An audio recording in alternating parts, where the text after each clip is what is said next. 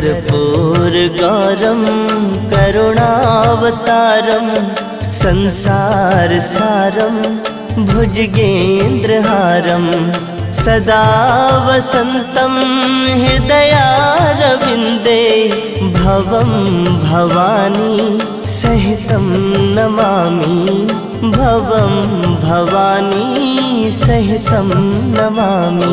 ॐ कर्पूरगौरं करुणावतारं